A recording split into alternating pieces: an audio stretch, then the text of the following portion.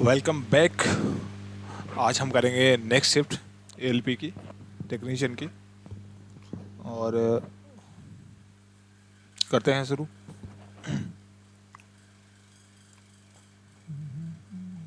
Okay, पहला सवाल है, रोशन की वर्तमान उम्र उषा की वर्तमान उम्र के 1.5 गुने से 3 वर्ष कम है। 12 वर्ष पहले हमने इनको सीधा ऑप्शन से भी, पहले वाले जो सीरीज चली है उसके अंदर सीधे ऑप्शन से भी करे हैं, पर हम एक्स की वैल्यू भी मान के कर लेते हैं ताकि अगर सवाल कहीं भी फंसे तो हम वहाँ से कैसे निकाल सकते हैं। तो देखो, एक तो है रोशन और एक है उषा। रोशन को आर लिख लो, उषा को यू लिख लो, ठीक है। अब भाई रोशन की वर्तमान उम्र उषा की वर्तमान उम्र के 1.5 गुणे से, तो उषा की वर्तमान उम्र जो है वो कुछ मान लेते हैं। यहाँ पे मान लिया हमने एक्स है, ठीक है। तो उषा की वर्तमान उम्र के 1.5 गुणे से, यानी उषा की वर्तमान अगर x है तो इसकी 1.5 गुणी कितनी हो गई, 1.5x, या फिर 3/2x भी लिख सकते हैं। ये हो गई 1.5x से 3 वर्ष कम है। 3 वर्ष कम किसकी है, इसकी है, तो इसकी ये 3 वर्ष कम है, ये 3 वर्ष कम कर दी। ये एक बात हो गई। दूसरी बात है कि 12 वर्ष बाद ये इनकी क्या है, ये इनकी वर्तमान एज है, करंट एज, ठीक है, क्योंकि आज के ये पहली बार दे रखा है ना, वर्तमान। फिर 12 वर्ष पहले उषा की उम्र रोशन की उम्र के आधे से। अब देखो 12 वर्ष पहले, तो सबसे पहले तो इनका 12 वर्ष पहले करेंगे। ये वर्तमान है तो इसका 12 वर्ष पहले कितना हो जाएगा, ये हो जाएगा x-12। इसका 12 वर्ष पहले कितना हो जाएगा, तो ये जितना भी है इसमें से 12 वर्ष और कम कर देंगे, तो -3 है तो -12 और करेंगे तो कितना हो जाएगा, -15। ये हो गया 12 साल पहले, है कि नहीं, ठीक है। अब 12 साल पहले, 12 वर्ष पहले उषा की उम्र रोशन की उम्र के आधे से 3 वर्ष ज्यादा थी। रोशन की उम्र के आधे से 3 वर्ष ज्यादा थी, 3 वर्ष ज्यादा थी, तो 3 ये पूरा है ना, इसका जो रिजल्ट आएगा उसमें 3 जुड़ेगा, ठीक है। तो अब ये क्या हुआ, ये बराबर हो गया, बराबर ही होगा भाई, क्योंकि अगर 3 वर्ष ज्यादा थी तो 3 वर्ष इधर जोड़ दिए तो ये बराबर हो गए। अब ये एक इक्वेशन बन गई, इसको सॉल्व कर लेते हैं।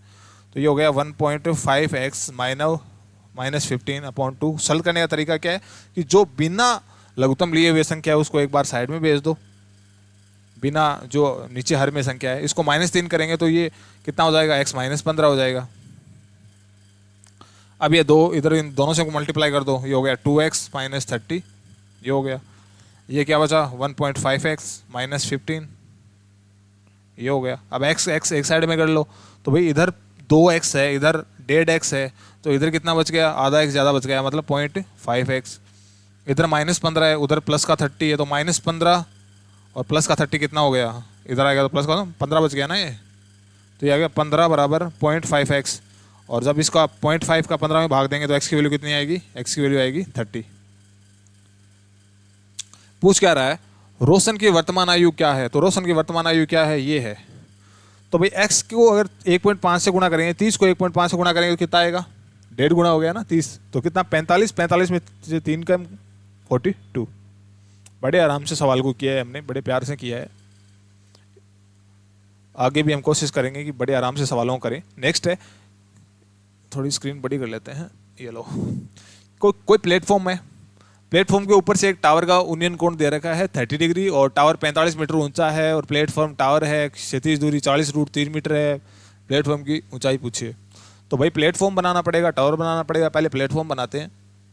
ये बना लिया प्लेटफॉर्म, और टावर ऑब्वियस सी बात है, टावर क्या होगा, ऊंचा होगा, ये हो गया टावर। उन्नयन कोण 30 डिग्री है। उन्नयन कोण कौन सा होता है, जो नीचे से एंगल बनता है वो उन्नयन होता है, ऊपर से बनता है वो अवनमन होता है, ठीक है। टावर की 45 मीटर ऊंचा था, तो ये जो टावर है ये कितना है, 45 मीटर ऊंचा है, टावर बड़ा वाला टावर है। और प्लेटफॉर्म तथा टावर के बीच की क्षैतिज दूरी 40√3 मीटर है, तो ये बीच की जो इनकी दूरी है क्षैतिज, मतलब ये हो गई 40√3 मीटर। प्लेटफॉर्म की ऊंचाई पूछे, प्लेटफॉर्म की ऊंचाई मतलब इसकी कुछ ऊंचाई है, ये पूछी है, तो भाई साहब इसको ऐसे लिख लेंगे। तो ये अगर 40√3 है तो ये भी कितना होगा, 40√3। अब जो एंगल है उस एंगल को हम काम में लेंगे, ठीक है। ये इससे ये एंगल बना रहा है, क्योंकि टावर का उन्नयन कोण है, टावर का प्लेटफॉर्म के ऊपर से, ये प्लेटफॉर्म का ऊपरी हिस्सा आ गया, टावर का उन्नयन कोण कितना आ गया, 30 डिग्री आ गया। ये कितना हो गया, 30 डिग्री हो गया। अब भाई tan 30 की वैल्यू कितनी होती है, क्योंकि हम हमेशा tan की वैल्यू देखते हैं ऐसे में, तो tan 30 की वैल्यू होती है 1/√6 √3 है ना। तो ऊपर वाला क्या होता है, लंब होता है, नीचे वाला क्या होता है, आधार होता है, यही होता है। ठीक है, अब यहां पर अगर हम ध्यान से देखें तो 40√3 ये है ही, ठीक है। अब भाई 1√3 tan 30 की वैल्यू है, ये tan 30 की वैल्यू है। तो एक तो आ गया लंब, मतलब ये वाला इतना तो हो गया एक, और ये इतना क्या हो गया, ये हो गया √3। ठीक है, अब ऊपर वाली लंबाई ये है और हमको निकालनी क्या है, ये लंबाई निकालनी है, क्योंकि ये लंबाई निकालनी है।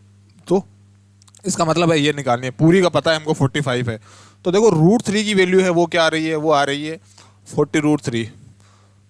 तो एक की वैल्यू क्या आएगी, √3 से √3 कैंसिल आउट हो जाएगा, 40 आ जाएगी। ये एक की वैल्यू क्या आ गई, 40 आ गई।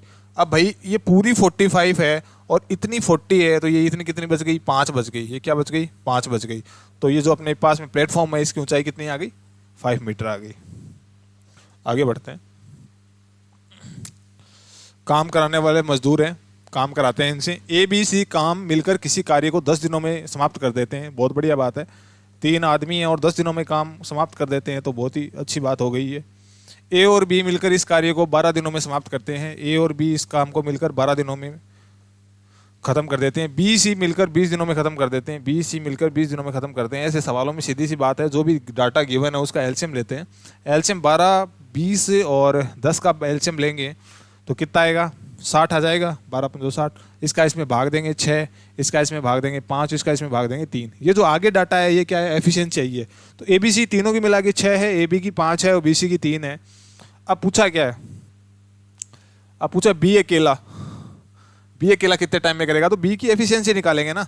अब देखो इन दोनों, इनकी अगर एफिशिएंसी जोड़ें तो ए 2 बार बी और सी आ गया, यहाँ पर 1 बार बी और सी है। तो इन दोनों को जोड़े ना, इसको और इसको, तो यहाँ पे देखो एक बी एक्स्ट्रा आ रहा है। तो इस ऊपर वाले में से इन दोनों को जोड़ के घटा देंगे तो बी की एक्स्ट्रा आ जाएगी। मतलब 8 में से 6 गया, यानी बी की स्पीड कितनी हुई, एफिशिएंसी कितनी हुई, 2 की हुई। 60 काम कराने 2 की स्पीड से ही, तो 60 में 2 का भाग देंगे, 30 उत्तर आ जाएगा। नेक्स्ट सवाल है कि किसी भाई ऊंचे टावर है, किसी ऊंचे टावर से 30 मीटर दूर एक इमारत के आधार का अवनमन कोण 30 डिग्री है।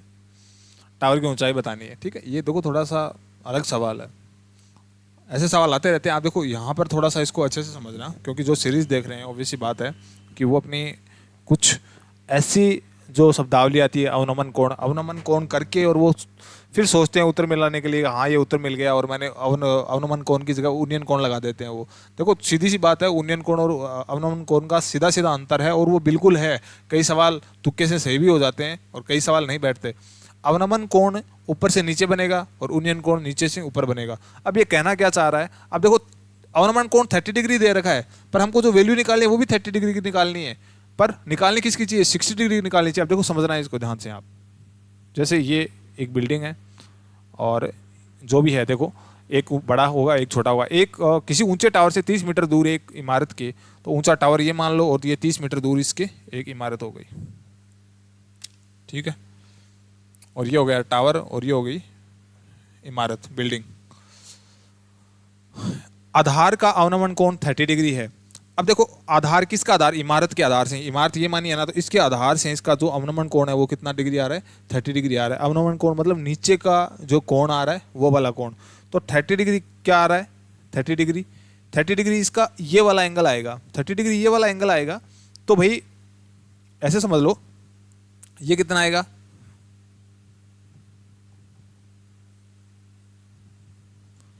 60 डिग्री आएगा। अब जब ये 60 डिग्री आएगा तो ये कितना आएगा,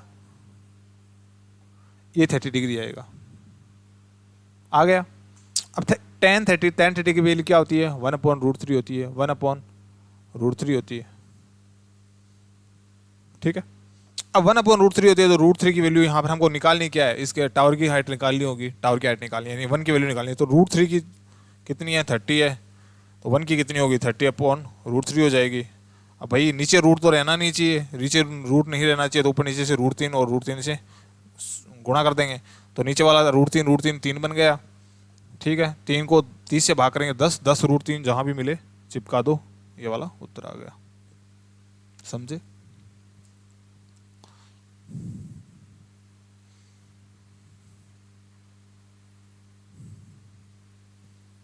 अब पूछा है पहली 100 प्राकृतिक संख्याओं का एवरेज क्या है। तो सबसे पहले पहली 100 संख्याओं का जोड़ तो देखें, जोड़ क्या फॉर्मूला क्या होता है, n+1/2। ये 100 संख्याओं के जोड़ का फॉर्मूला होता है, कितनी भी संख्याएं हों तो ये क्या होगा 100, और ये 100 + 1 101/2, ये हो गया। इसको इससे काटो, ये हो गया। इसको 50 बार कर लिया, इसका उत्तर कितना आता है 50 आता है। एवरेज निकालना है, एवरेज 100 संख्या है तो 100 का भाग लगा देंगे, 100 का भाग लगेंगे, 2 संख्या छोड़ के पॉइंट लग जाएगा, 50.5 आ जाएगा, 50.5 आ जाएगा। आगे बढ़ जाएंगे। इसका स्क्वायर निकालना है, वर्ग का मतलब स्क्वायर, और स्क्वायर रूट वर्ग मूल बोलता तो स्क्वायर रूट निकालते। अब देखो सीधी सी बात है, आप इसको छोड़ो, पहले एक छोटी सी दूसरी बात कर लेते हैं। जैसे मान लो 2 का स्क्वायर कितना होता है 4, कोई दिक्कत नहीं है। अब जैसे मान लो मेरे को 2 संख्याओं का स्क्वायर निकालना है, जैसे मान लो 11 का निकालना है, तो 11 का निकालना है या तो देखो 3 संख्याओं में आ सकता है मेरा स्क्वायर, या फिर मैं जैसे मान लो निकाला मैंने 55 का निकाला, ठीक है, तो 55 का कितना आ गया 30-25 आ गया। तो या तो 2 जो नंबर आएंगे ना, 2 संख्याएं होंगी, उनका 3 अंकों का आ सकता है या फिर 4 अंकों का आ सकता है, यानी या तो डबल हो सकता है या डबल से एक कम। जैसे ये दो संख्याएं है ना, तो इनका जो स्क्वायर आएगा वो या तो 4 अक्षर का होगा या फिर 3 अक्षर का होगा। और देखो जैसे 99 है, तो 99 है ना, तो 99 कितना होगा 9801। तो ज़्यादा से ज़्यादा 4 अक्षर का हो सकता है, ज़्यादा से ज़्यादा 4 नंबर हो सकते हैं उसके अंदर, 4 डिजिट हो सकते हैं, ठीक है। 4 डिजिट हो सकते हैं, तो कम से कम कितने हो सकते हैं 3 हो सकते हैं। इसी तरीके से मान लो 3 नंबर का निकालना है, 101 का निकालना है, तो इसका कितना हो गया 10201 हो गया ना। तो या तो 3 अक्षरों का 6 का होगा या फिर 5 का होगा। तो भाई ये कितने नंबर हैं, कितने डिजिट हैं, 1 2 3 4 5। तो इसका जो स्क्वायर होगा ना वो या तो 9 नंबर का होगा या फिर 10 नंबर का होगा। तो आप सारे नंबर गिन के देखो, 1 2 3 4 5 6 7 8 9, 9 है, और बाकी के सारे ऑप्शन में 9 से कम है, तो ये वाला हो जाएगा।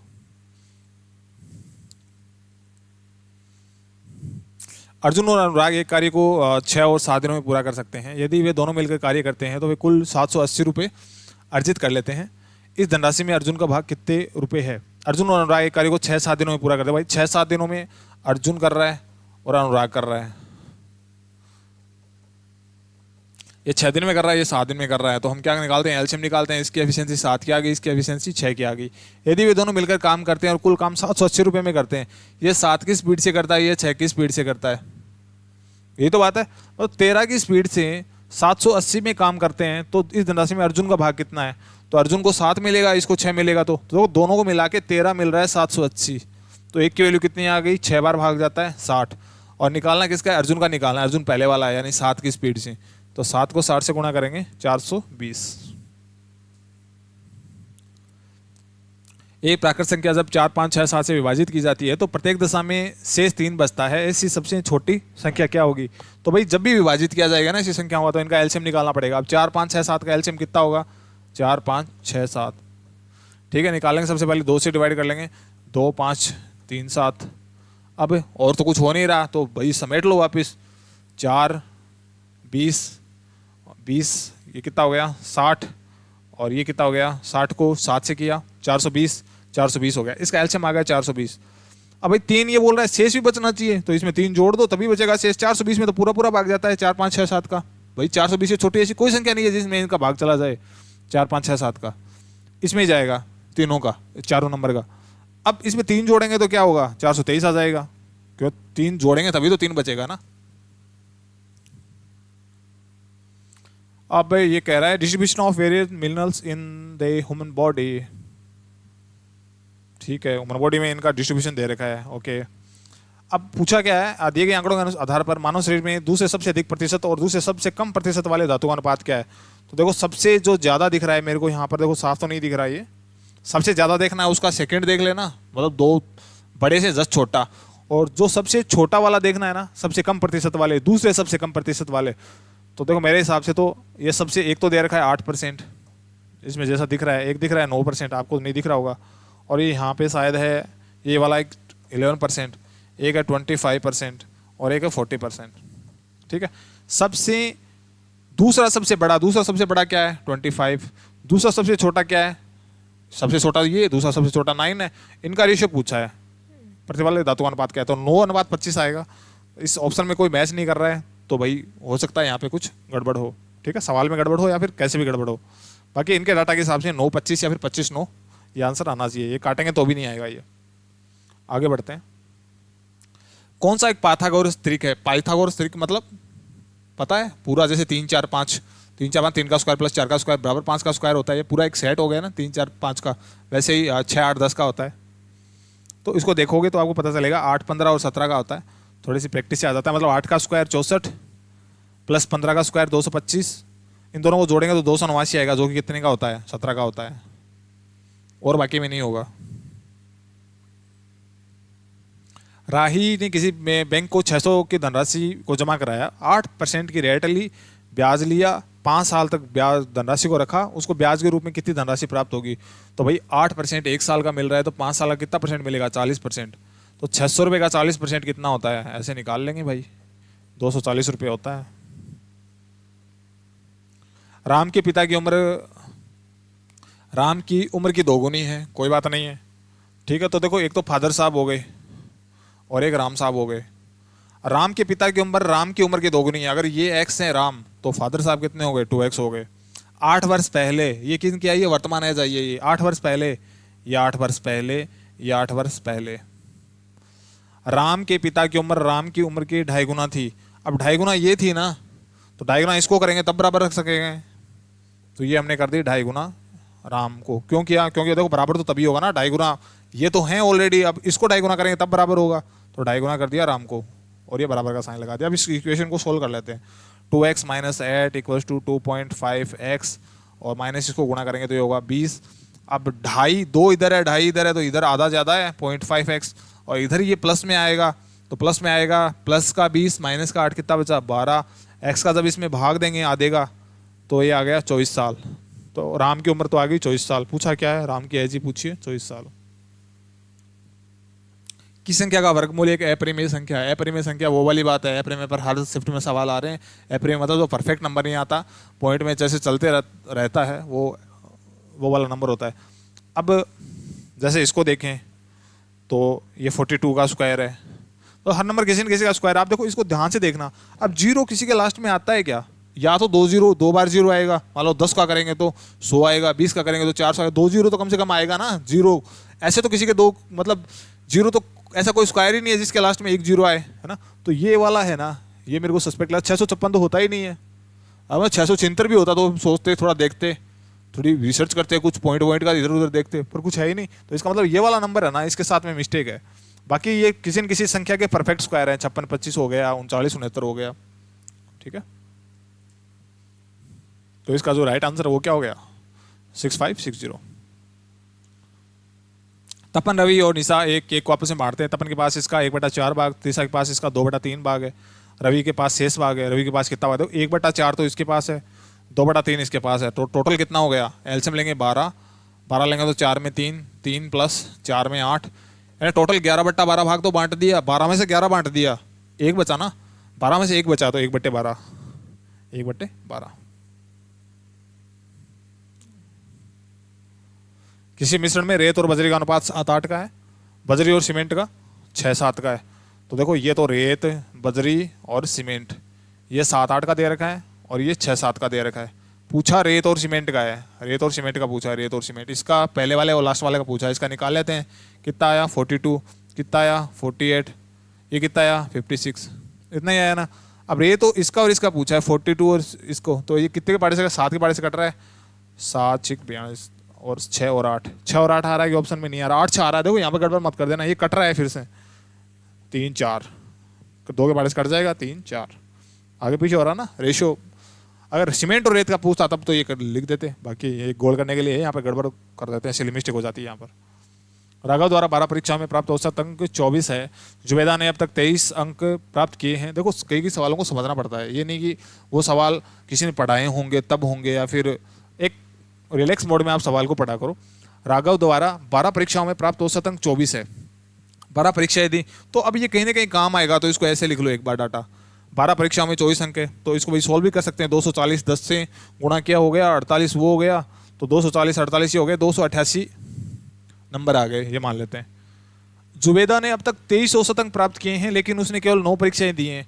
तो भाई 9 परीक्षाएं दी हैं, 23 का एवरेज चल रहा है, अब इसको मल्टीप्लाई करना। अब 23 का पढ़ा भी नहीं आता तो क्या दिक्कत है?